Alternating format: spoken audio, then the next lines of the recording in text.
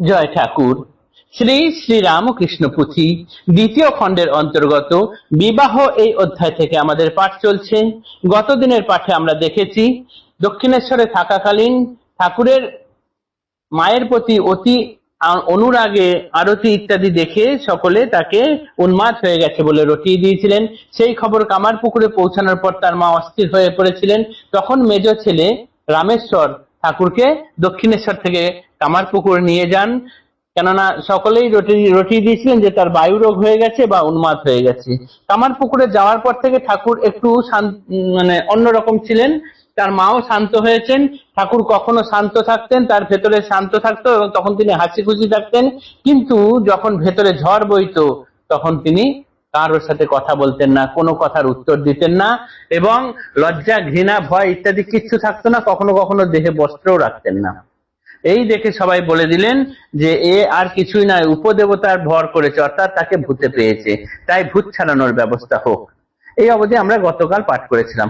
আজ দেখবো ঠাকুরকে কিরকম ভাবে ভূত ছাড়ানোর ব্যবস্থা করা হয় বা ওঝা এনে কি করা হয়। আজ পাঠ করবো পৃষ্ঠা সংখ্যা 54। সেহেতু আনিয়া ওঝা করে ঝাড় ফুঁক, বসিয়া বসিয়া প্রভু দেখেন কৌতুক।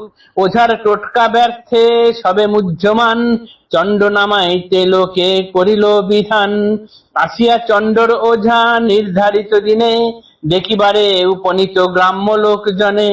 পূজা বলি লয়ে চণ্ড হইল অধিষ্ঠান, যেইখানে দর্শকেরা আছে বিদ্যমান। ওঝারে ডাকিয়া চণ্ড বলিল এখনে, পূজা বলি দিলে তুমি যাহার কল্যাণে। দেহে তার ভূত স্পর্শ কিংবা নাই ব্যাধি, অকারণ ঝাড়ফুঁক অথবা ঔষধি। সম্বোধিয়া প্রভু দেবে চণ্ডর বচন, ও গদাই সাধু হতে এত যদি মন। সুপারি ভক্ষণ কেন এত পরিমাণে, যাহাতে কামের বৃদ্ধি দেহ মধ্যে আনে। সুপারির ভক্ষণ অভ্যাস অধিক তখন, চণ্ডর আদেশে প্রভু কইলা বিসর্জন। জপ পূজা সস্তয়ন কল্যাণের তরে, আচরেন আত্মীয়েরা প্রভু যাতে সারে। কিছুতেই নাহি হয় মনোমত হিত, কিছুতেই নাহি হয় মনোমত হিত, যে কারণ সকলেই সর্বদা চিন্তিত। এখানেতে প্রভুদেব আপনার মনে, কখনো ঠাকুর পূজা কখনো শ্মশানে। কখনো বসন থাকে শরীরে সংলগ্ন, কখনো বসনহীন অঙ্গ গোটা নগ্ন।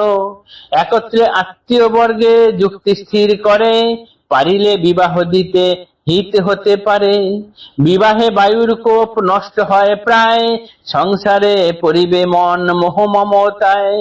পূর্বাপর আগাগোড়া ভাবিয়ে চিন্তিয়ে, বুঝে কিছু উপশম আগেকার চেয়ে। তরিত বিহিত বিয়া পরম মঙ্গল, যদি পরে হয় রোগ পুনশ্চ প্রবল।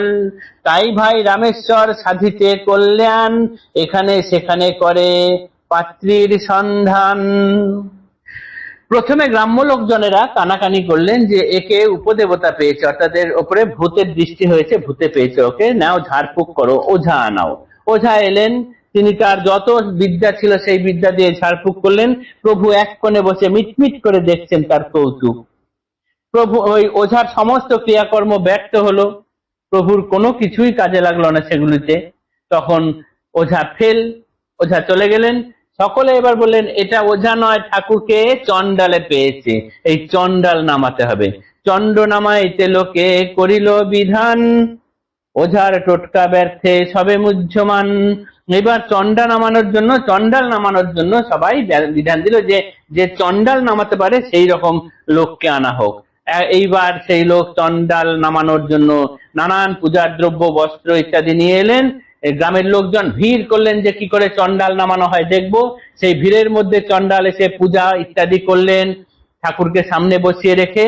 তারপরে সমস্ত পূজা টুজা যখন হয়ে গেল, তখন ঠাকুরের মধ্যে যে চণ্ডাল ছিলেন, এই চণ্ডাল নামাতে যিনি এসছেন তার মাধ্যমে সেই চণ্ডাল বলছেন যে তুমি যে এতক্ষণ এইসব ক্রিয়াকর্ম করছো, এই গদাধরের শরীরে না চণ্ডাল আছে না ভূত আছে, কোনো কিছুই এর শরীরে নেই।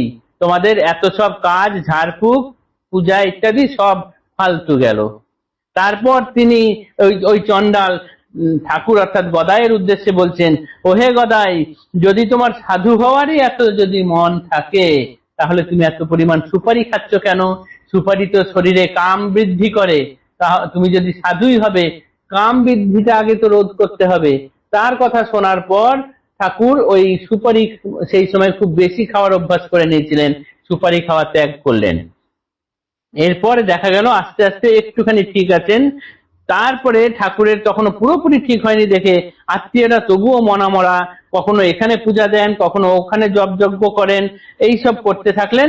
এক সময় আত্মীয় বর্গরা কি করেন না, যখন ঠাকুর বস্ত্রহীন হয়ে থাকছেন কখনো কখনো, সেই সময় ঠিক করলেন এর যে মাথায় যে বায়ুকোপ আছে, বায়ুকোপের জন্য এরকম করছে, একমাত্র বিয়ে দিলে পরে এই বায়ুকোপ নষ্ট হতে পারে, আর সংসারের মোহমায়ায় মমতায় জড়িয়ে গেলে তা আশা করি কিছুটা ভালো হবে।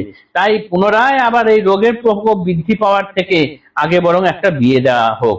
আত্মীয়রা সকলে মিলে এই সিদ্ধান্ত নিলেন। তার ফলে কি হলো না, মেজ ভাই রামেশ্বর এই ভালো করার জন্য তখন পাত্রীর সন্ধান করতে লাগলেন এদিকে ওদিকে। আজকের পাঠ আমাদের এতটুকুই থাকলো। আগামী দিনে দেখবো সেই পাত্রী কোথায় পাওয়া যায়, কিরকম ভাবে কিরকম পাত্রী পাওয়া যায়। জয় ঠাকুর, জয় শ্রী রামকৃষ্ণ। নমস্কার, ধন্যবাদ।